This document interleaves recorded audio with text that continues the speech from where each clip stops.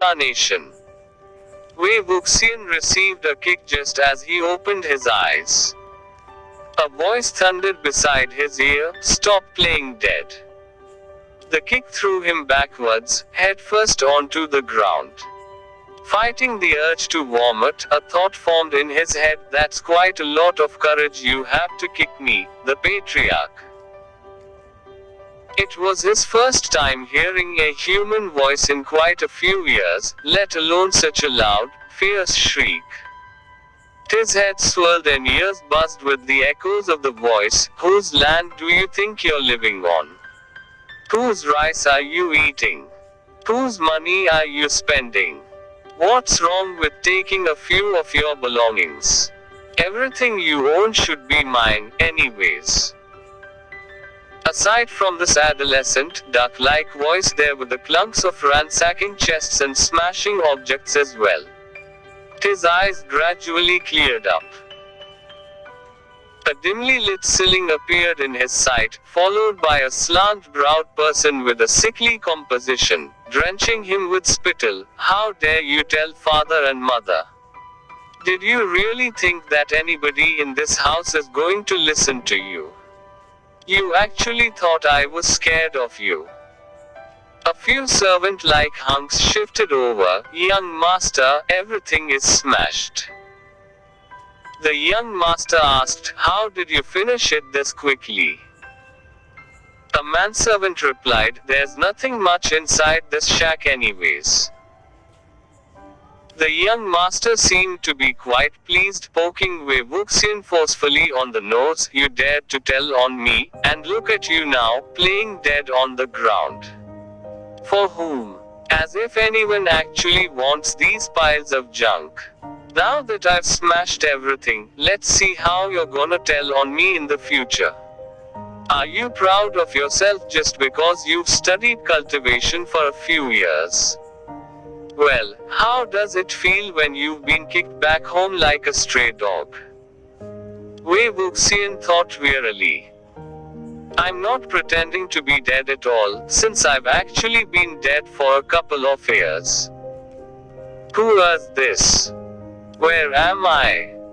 When did I do something as immoral as stealing another's body?" The young master let out enough anger by kicking the person and wrecking the house, and strutted out with his two-man servants, slamming the door with a bang. He shouted his orders, "Watch carefully. Don't let him outside anytime this month, or he'll make a fool of himself again." As the group went away, silence fell upon the room. Wei Wuxian thought about getting up. However, his limbs failed to uphold themselves, so he lay down again. He turned on his side and stared dizzily at the strange environment and the heaps of mess on the ground. A bronze mirror rested on the side, probably thrown onto the ground. Wei Wuxian grabbed it and looked into the mirror, only to see a ghastly pale face, with two asymmetrical piles of red on each side of his cheek. Add a blood-red tongue onto the features, and he would look like a hanged ghost. He tossed the mirror to the side and wiped his face, finding his hand covered with white powder. Fortunately, the body wasn't born this way, it was only one of the owner's pensions. He was no doubt a man, yet he was covered with makeup, not to mention, badly applied makeup. Ugh, how unbearable. Taken back by the shock, some energy came back to him, and he finally sat up, noticing the circular array asterisk beneath him. The array was scarlet in color and crooked in shape, appearing to be drawn by hand, using blood as the medium, still damp and emitting a strong scent. The array was filled with warped scribbles of incantations which were somewhat smudged by his body, but came across as gruesome nonetheless. After all, Wei Wuxian was known as the supreme leader and grandmaster of demonic cultivation, so he was most certainly accustomed to wild-looking arrays such as this one. It turned out that, in fact, he did not seize the body of another, he was offered one. It was an ancient, forbidden technique. Compared to an array, it resembled a curse more. The caster of the array injures themselves by creating incisions on their body, and draws the array and writes the incantations using their own blood, finishing by sitting in the center of the array. They can then summon an extremely villainous ghoul and ask for it to complete their wish. The price to pay was to offer their body to the evil spirit, with their own soul returning back to earth. This was the forbidden technique opposite to stealing another's body, offering one's body. Because of the grave sacrifices, only few people were brave enough to put it into effect. After all, there were hardly any wishes strong enough for a living person to willingly sacrifice everything that they own. Over thousands of years, only 3 or 4 examples have been proven to be true and recorded by history. Without exception, the 3 or 4 people's wishes were the same: to take revenge. Wei Wuxian refused to accept this. Why would he be put into the category of extremely villainous ghouls? Although his reputation wasn't great and he had died in a horrifying way, he neither haunts the living nor seeks vengeance. He could swear that one can't find another wandering ghost as harmless as him. The difficult part was that, as soon as the evil spirit has taken over the body of the caster, the contract is sealed by default. The evil spirit must grant their wish, or else the curse will cause a backlash. The spirit in possession of the body will be completely annihilated, never to be born again. Wei Wuxian raised his hands to find that, unsurprisingly, both of his wrists were crisscrossed with multiple cuts. He proceeded to take off his belt. Under the black clothes, his chest and stomach areas were also covered with what seemed to be lacerations from a sharp tool. Although the bleeding had stopped, Wei Wuxian knew that these weren't normal wounds. If he didn't fulfill the wish of the body's owner, the wounds would not be able to heal. It would worsen as the time goes on, and if the time limit was passed, both his soul and this body would be ripped apart. Wei Wuxian confirmed his situation several times, repeating, "How can this happen to me?" in his heart even more times, and could finally stand upright, leaning against the wall. Even though the house was large in size, it was empty and shabby, with sheets and blankets looking like they hadn't been changed in a long while. There was a bamboo basket in the corner. It was supposed to be for storing trash, but, having been kicked over earlier, the scraps all tumbled out onto the ground. Wei Wuxian scanned around the room and picked up a crumpled piece of paper. He unfolded it and was surprised to see it crammed with words. He hurriedly gathered all of the paper. The words on the paper must have been written by the owner of this body to vent when he felt stressed. Some sentences were incoherent and disordered. Anxiety leaped off of the page through the distorted handwriting. Wei Wuxian sat through every single piece of paper, and began to notice that something was wrong. He took a few guesses and roughly understood the state of things. It turned out to be that the owner of this body was named Mo Zuanyu. His location was called Mo Village. Mo Zuanyu's grandfather was from a rich family of the area. His family was few in number, and, although he tried at it, he only had 2 daughters. Their names were not mentioned, but the elder one was the daughter of his principal wife, looking for a husband to marry into the family, while the younger one was the daughter of a servant. The Mo family originally wanted to hastily give her to someone, but an adventure awaited her. When she was 16, the leader of a well-known cultivation family was passing by the area, and fell in love with her at first sight. Everyone admires cultivators. Cultivation families, in the eyes of common folk, are like people favored by God, mysterious yet noble. In the beginning, the people of Mo village regarded the topic with contempt, but because the sect leader * often helped out, the Mo family received plenty of advantages. And so, the direction of the discussions changed, and the Mo family took pride in the matter, while everyone else also envied the opportunity. The second lady of Mo bore one son for the leader, MoDaoZuShi. But, not for long, since the sect leader was only involved with her to experiment with something new, he grew tired of it in a few years. After MoDaoZuShi turned 4, his father never came back again. Gradually, the opinions of the Mo village's people changed again. The original contempt and scorn returned, alongside with disdainful pity.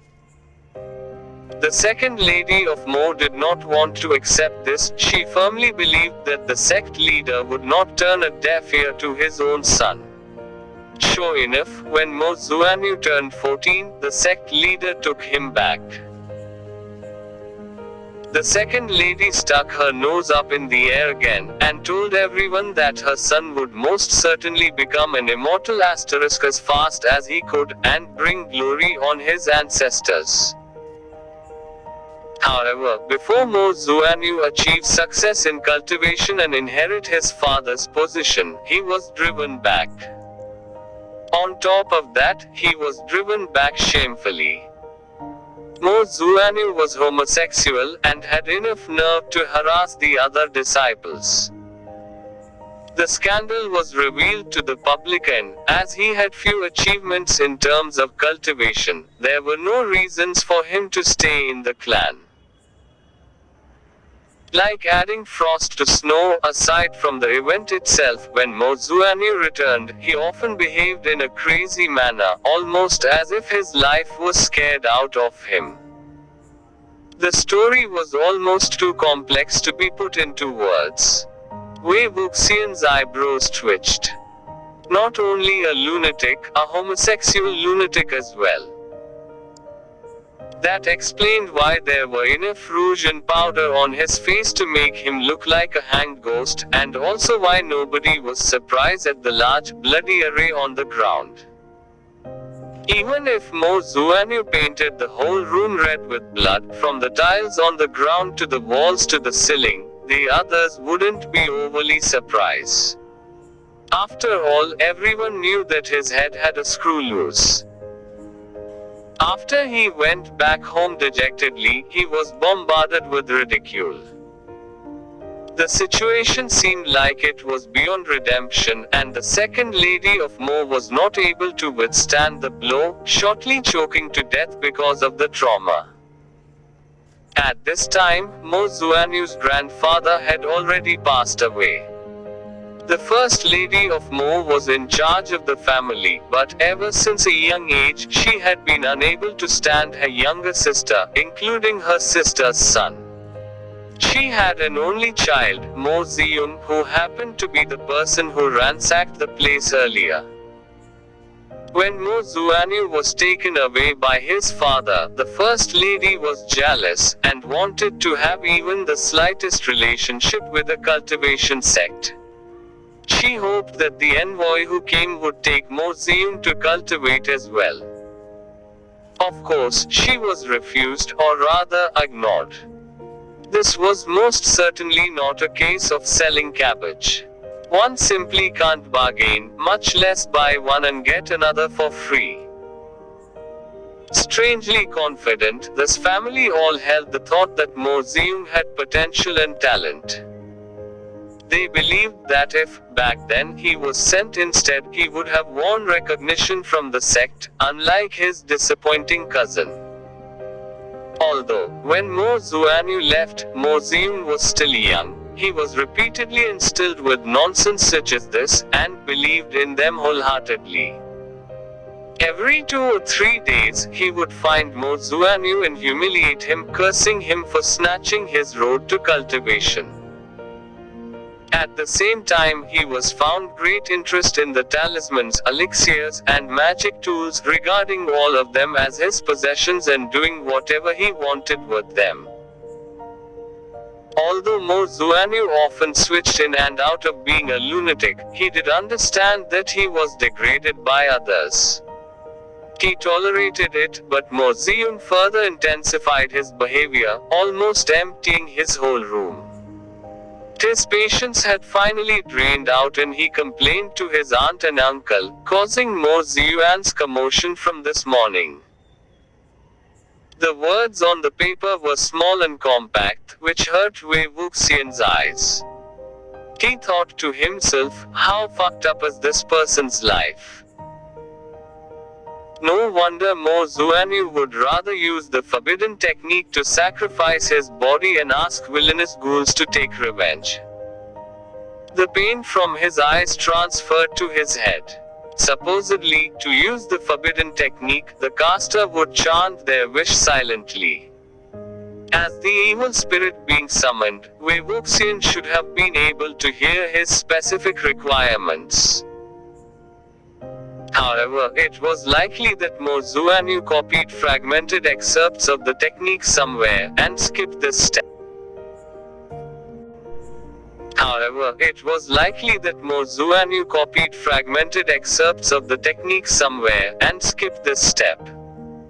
Although Wei Wuxian guessed that he wanted to take revenge on the Mo family, but how should he do it? To what extent? To retrieve the items that were taken from him? Or to beat up everyone of the Mo family? Or to wipe out the whole family? In all likelihood, it was probably to wipe out the whole family.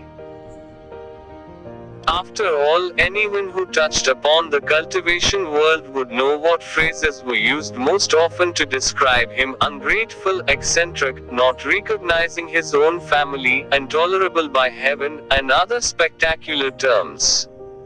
Was there anyone else more villainous than him? If MoDaoZushi had dared to summon him specifically, the wish was most likely not an easily fulfilled one. Wei Wuxian couldn't help but to say, "You've got the wrong person." Likely not an easily fulfilled one.